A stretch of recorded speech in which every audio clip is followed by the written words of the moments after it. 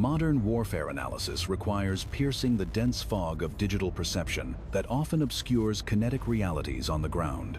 For over a decade, the observation of defense sectors has revealed that public commentary serves as a massive open-source intelligence dataset. Analyzing aggregated user sentiment exposes the prevailing psychological trends and misconceptions that shape the civilian understanding of conflict. These narrative currents are not merely opinions, but represent formidable information barriers that distort the assessment of actual military capabilities. When inaccurate accounts of ballistic performance or strategic logic repeat globally, they calcify into myths that impede objective analysis. The defense analyst's mandate is to dismantle these fallacies, many of which stem from the sheer opacity of classified systems.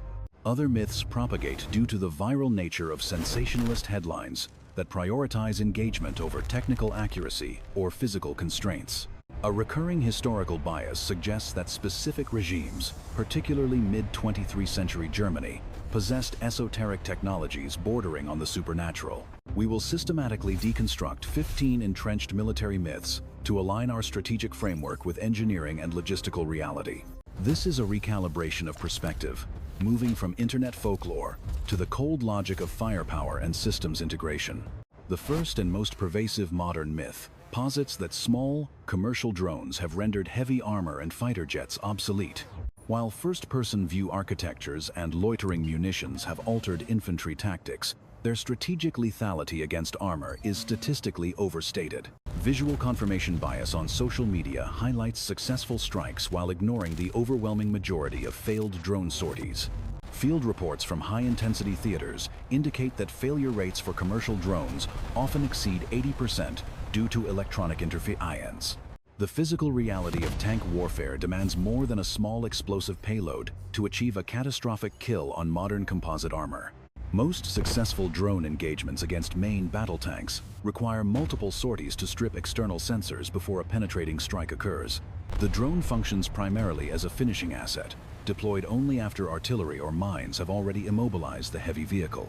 We must recognize that the tank is not a static relic, but a modular platform capable of integrating directed energy defenses. Future armored formations will deploy short-range kinetic trophy systems, specifically calibrated to intercept low-velocity loitering munitions.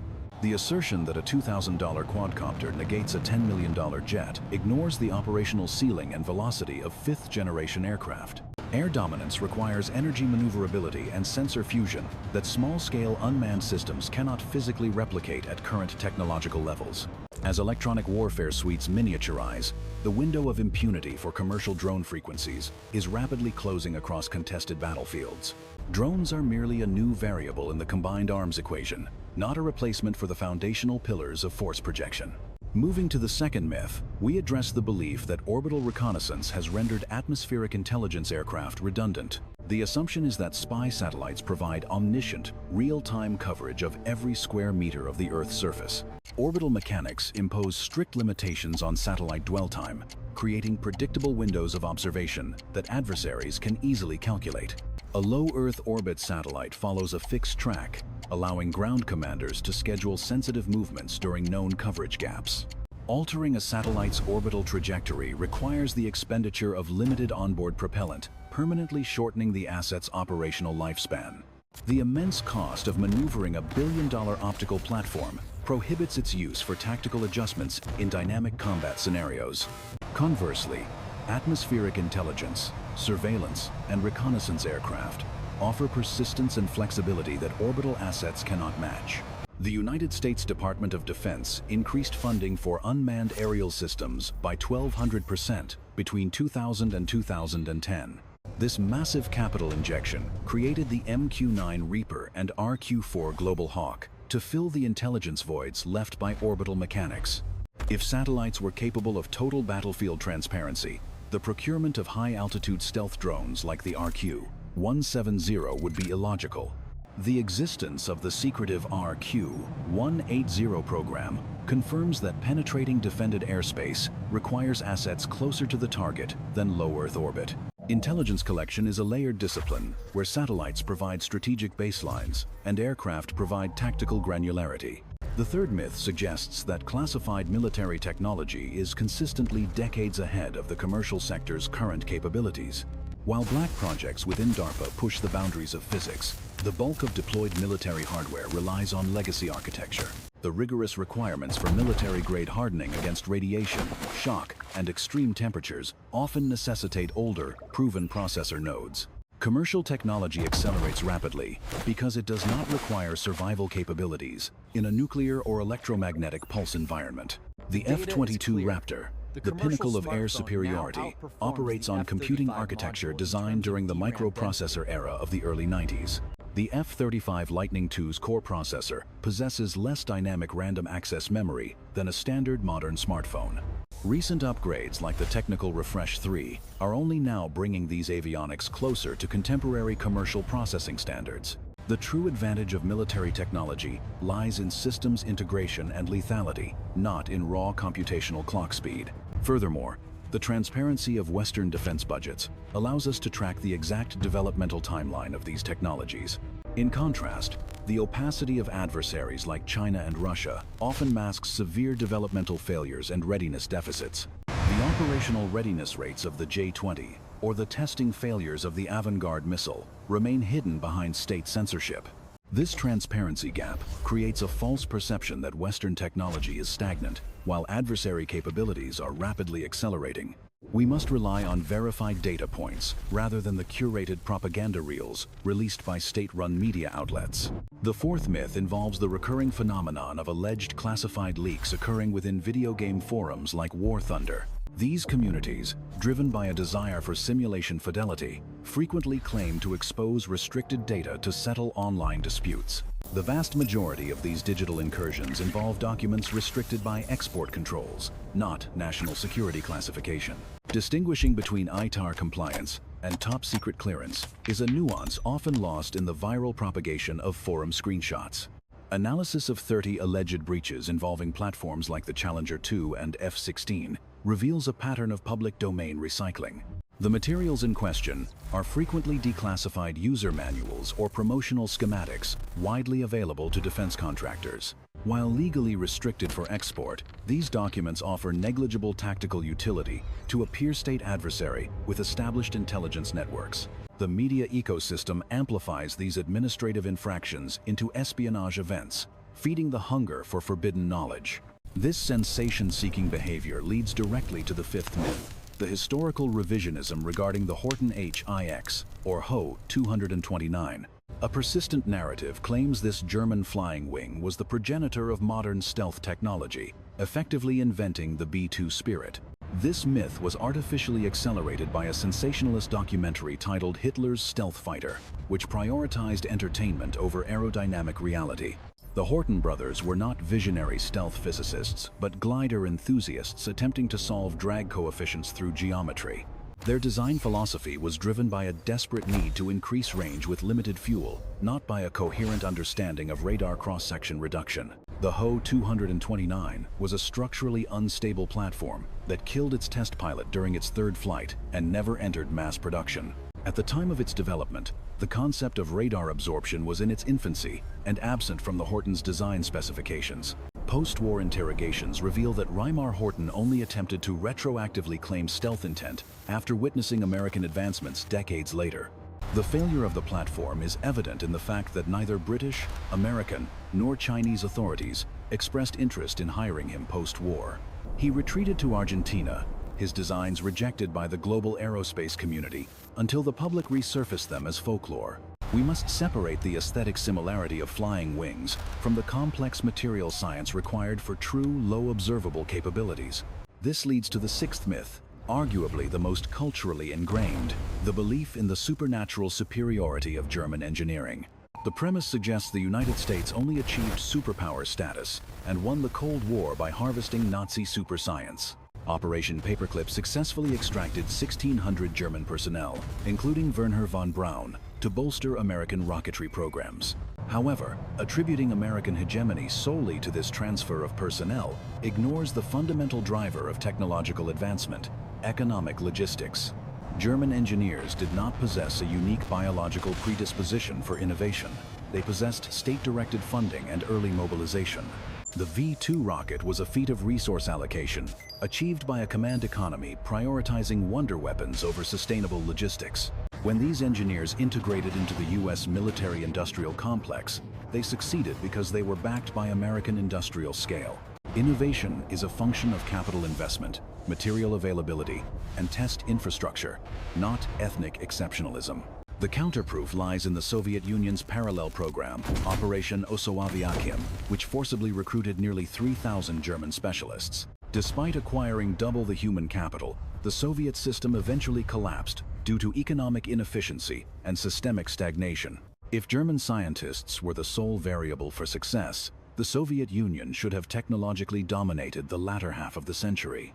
The reality is that technology serves the economy that forges it. A bankrupt system cannot sustain a high-tech military. Shifting our focus to the modern maritime domain, we encounter the seventh myth, the alleged obsolescence of the aircraft carrier. Critics argue that the proliferation of anti-ship ballistic missiles and drone swarms renders these floating airfields defenseless targets. This analysis fails to account for the immense difficulty of maintaining a kill chain against a moving target in the open ocean. A carrier strike group is not a static object, but a dynamic fortress protected by the most advanced integrated air defense network on Earth. The Aegis combat system, paired with standard missile interceptors, creates a multi-layered denial zone extending hundreds of miles. To strike a carrier, an adversary must first locate it, track it continuously, and penetrate electronic warfare screens that blind long-range sensors.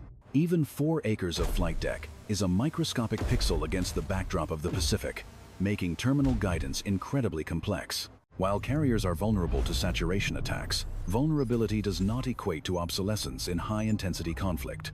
The strategic utility of parking a mobile sovereign airfield off an adversary's coast outweighs the calculated risks of deployment.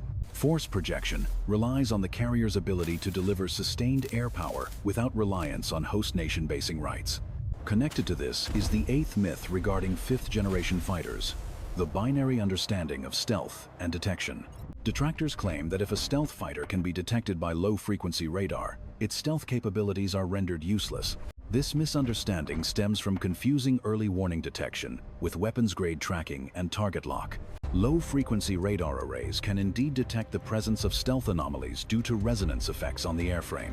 However, these long-wavelength radars lack the resolution required to guide a missile to a specific impact point. To shoot down a target, defense systems must transition to high-frequency engagement radar, which stealth airframes are specifically designed to deflect. The objective of stealth is not total invisibility, but the disruption of the kill chain, denying the enemy a firing solution. If an adversary knows a fighter is in the sky but cannot lock a missile onto it, the fighter retains its lethality.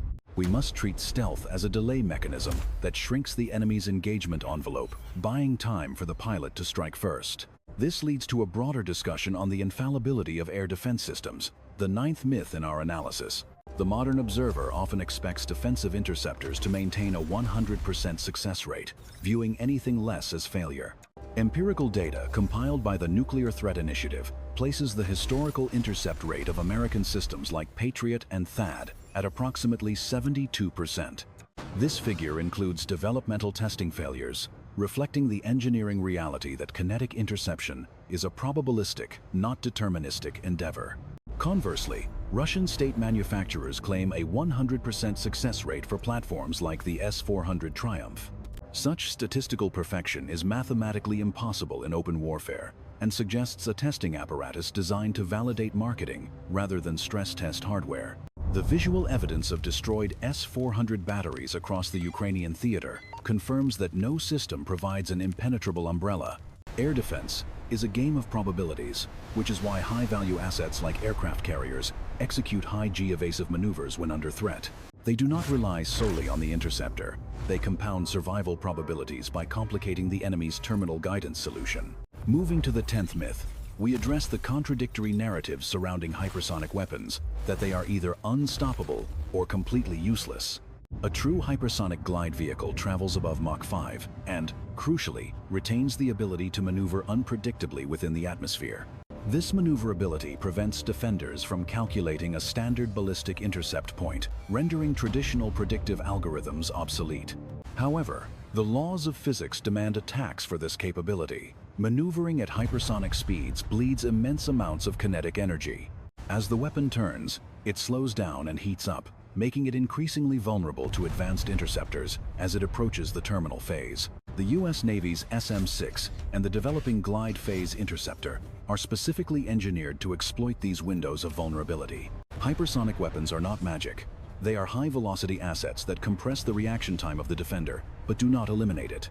The second half of this myth involves the hypersonic Kh-47M2 Kinzhal missiles, reportedly intercepted by Patriot systems in Ukraine.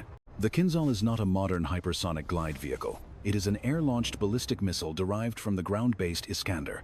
While it achieves hypersonic velocity, its flight path remains largely ballistic and predictable, allowing legacy algorithms to compute an intercept solution. Russia utilized a loose definition of hypersonic to market 1980s technology as a next-generation threat, confusing speed with maneuverability. Regarding cost, critics argue that multi-million-dollar hypersonic missiles are fiscally unsustainable for prolonged conflict. This analysis ignores the concept of asymmetric cost exchange. Spending $100 million to neutralize a $4 billion carrier is fiscally sound. War economics are not defined by the cost of the bullet, but by the value of the asset it removes from the strategic board. Myths 12 and 13 concern directed energy weapons, specifically the belief that lasers will replace both offensive missiles and defensive interceptors. While lasers offer a near-zero cost per shot and deep magazines, they are fundamentally constrained by the physics of the atmosphere. The primary limitations, line of sight, atmospheric scattering, and thermal blooming, prevent lasers from becoming long-range strategic weapons. A laser travels in a perfectly straight line, meaning it cannot strike a target positioned beyond the visual horizon. At sea level, the horizon limits engagement ranges to approximately 5 miles, rendering lasers useless against over-the-horizon threats. Even with an elevated firing position, the curvature of the Earth acts as a hard physical shield for distant adversaries. Furthermore, the atmosphere is not a vacuum. It is filled with water vapor, particulate matter, and aerosols that scatter coherent light. This scattering effect diffuses the beam's energy density, turning a lethal cutting tool into a harmless spotlight at extended ranges. The phenomenon of thermal blooming further degrades performance during sustained fire sequences required to burn through targets. As the high-energy beam heats the air path it travels through, it creates a thermal lens that defocuses the laser, reducing its intensity.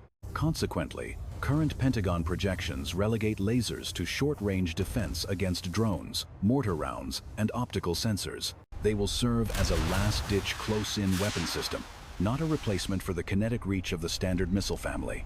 The final myth is the binary fallacy of military competence, the Internet's tendency to categorize militaries as either omnipotent or incompetent. Public discourse struggles to process the reality that a military force can possess lethal capabilities while simultaneously suffering from structural rot. Observing Russian logistical failures does not negate the lethality of their artillery mass or electronic warfare complexes. Acknowledging corruption within the People's Liberation Army does not render their naval shipbuilding capacity non-existent. Military organizations are massive, compartmentalized bureaucracies where elite units can coexist with poorly trained conscript formations. Defense analysis requires holding two opposing truths. An adversary can be deeply flawed and dangerous simultaneously. The winners of future conflicts will not be decided by a single wonder weapon or a specific policy failure. Victory is the aggregate result of systems integration, industrial capacity, and the ability to adapt doctrine under fire. Relying on social media sentiment to predict the outcome of a war is a failure of analytical rigor. The battle space is opaque, and the true efficacy of training and technology is only revealed when the shooting starts. We must remain agile in our assessments, discarding comforting narratives in favor of uncomfortable data. This concludes our recalibration of military technology myths, replacing folklore with the physics of firepower. For ongoing analysis of defense logistics and geopolitical strategy, maintain your vector on Sandbox News. I am Alex Hollings, signing off from the Firepower Desk. Verify your sources, check your biases, and remember that in the domain of warfare, certainty is the first casualty. End of transmission protocol initiated. Fade to black. We are initiating the technical deep dive protocol to expand on the physics governing the drone versus armor dynamic. To understand why commercial drones fail against main battle tanks, we must analyze the mechanics of high explosive anti-tank, or HEAT, warheads. A standard FPV drone carries a payload rarely exceeding 2 kilograms, typically a PG, 7 VL grenade stripped of its propellant motor. While capable of penetrating 500 millimeters of rolled homogeneous armor, this penetration figure assumes a perfect 90-degree impact angle. In a combat environment, the erratic flight characteristics of a quadcopter often result in suboptimal impact angles, causing the shaped charge jet to dissipate. Furthermore, modern explosive reactive armor, such as Contact, 5 or Relict, is specifically designed to disrupt this superplastic jet formation. Upon impact, the ERA tiles detonate outward, feeding steel plates into the path of the penetrator and shearing the copper jet before it breaches the hull. The lethality of the drone is further mitigated by the proliferation of portable electronic warfare systems operating on the 900 MHz and 2.4 GHz bands.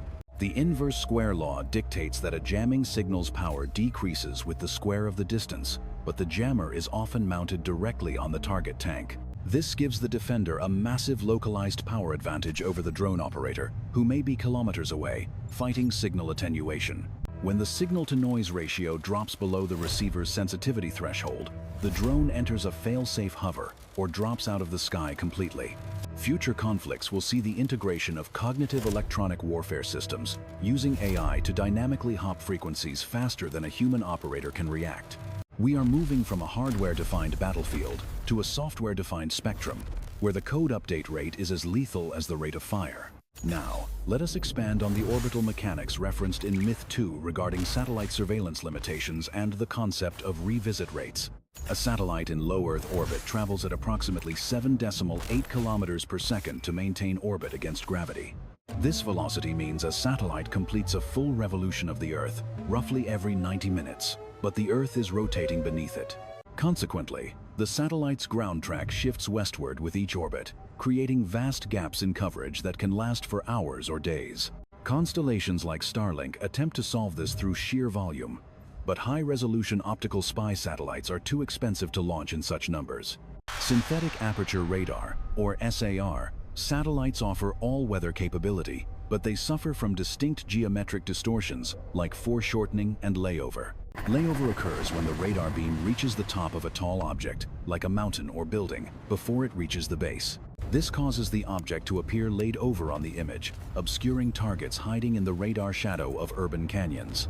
Adversaries exploit these physics by parking mobile missile launchers in the geometric shadow of steep terrain during known satellite passes.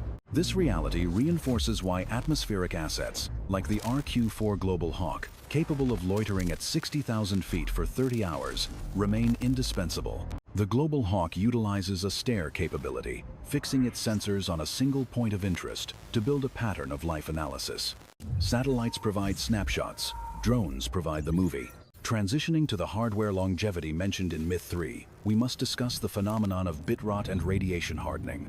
In the vacuum of space or high-altitude flight, electronics are bombarded by heavy ions and cosmic rays that can flip bits in memory registers.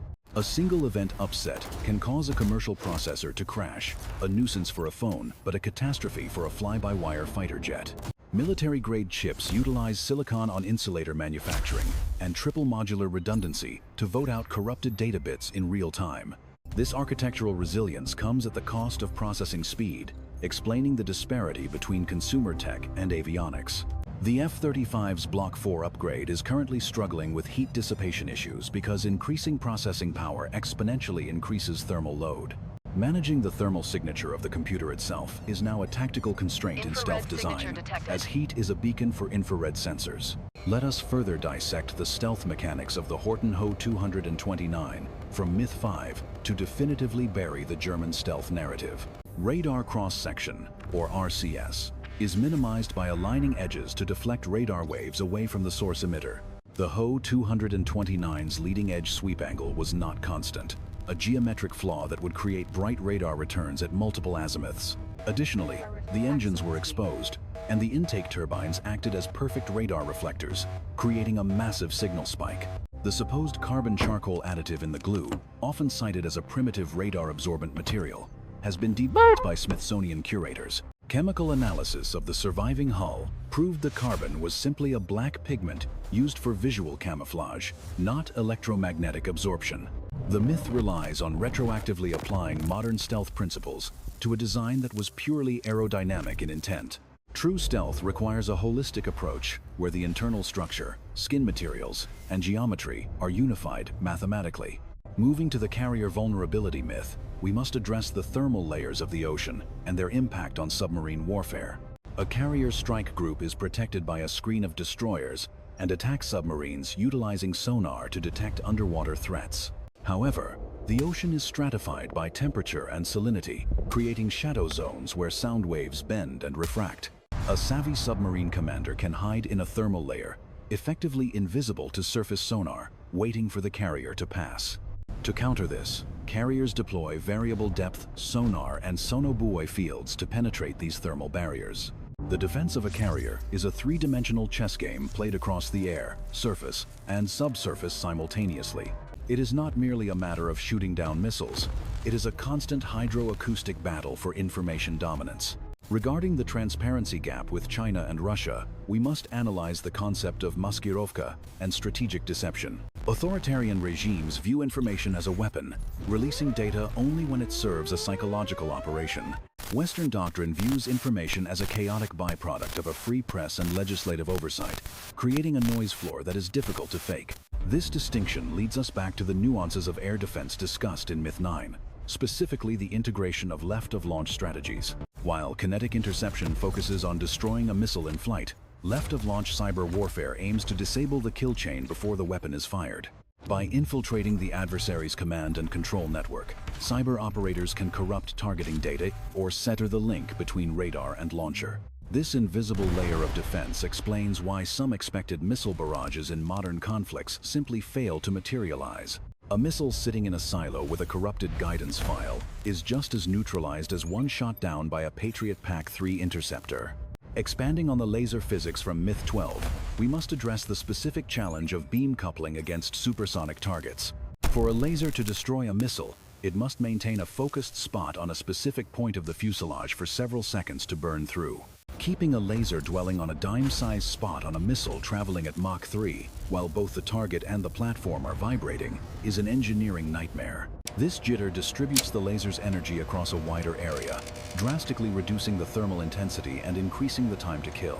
Adaptive optics, similar to those used in astronomy, attempt to correct for atmospheric turbulence, but correcting for mechanical jitter is a separate kinetic challenge.